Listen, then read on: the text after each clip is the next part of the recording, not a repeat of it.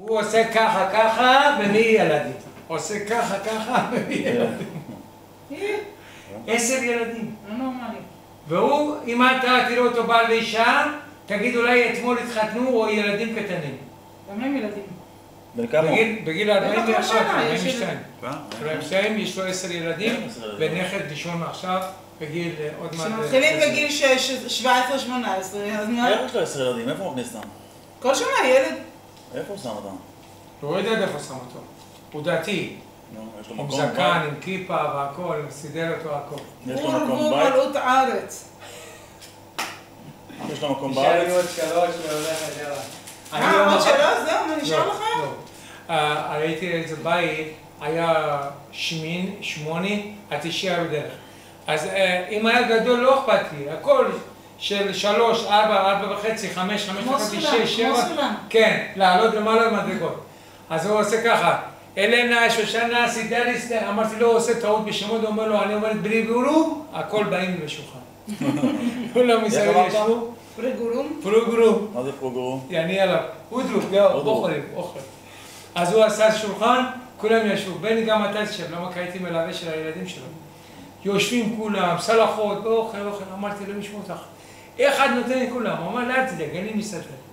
נותן את כולם אוכל, מגדים, כביסה, הכל, ואין לו עוזרת גם. והיא תראה ככה. אם את רואה אותו, את אומרת, אולי היא רוצה להתחתן עם בחורה שעירה. והאבא קצת מבוגר. 9 ילדים. אבל בני זה לא חיים. מה זה הדבר הזה? לעשות ילדים זה לא בעיה. מה הבעיה לעשות ילדים? אתה יודע. הבעיה לעשות.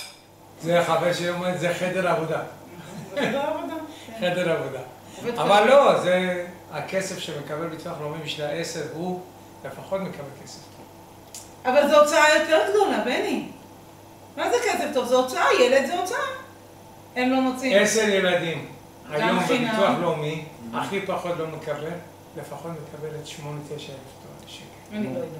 נו, אבל למה זה להחזיק 10 ילדים? ומקבל גם במשרדים של הדתיים, של ש"ס, עוד מנות, עוד מקבלים. יש לי חבר, אני מכיר אותו. אבל תראה, 10 ילדים, כל ילד זה 1,000 שקל? טוב, כל שישי שבת מבינים קרטונים אוכל מהמוסד הדתיים. אבל איך אפשר לחיות ככה על קיבוץ נדבות, בני? זה אופי. זה אופי לחיות על קיבוץ, לקבץ נדבות. אבל אני לא יודעת, זה שנורר, זה גול נפש. טוב, הם אוהבים דברים כאלה. כן. האמא שלו, הסיריף, הבניין הזה ראשון. הבניין הראשון היה סיריף. אמא שלה היה שם גר, אמא של הבן. היה מוכרת ירקות בשכנים, הכל הזבל של הירקות גם היה עושה לו כסף. היה אומרת, בוא, תיקח הכל לזה וזה.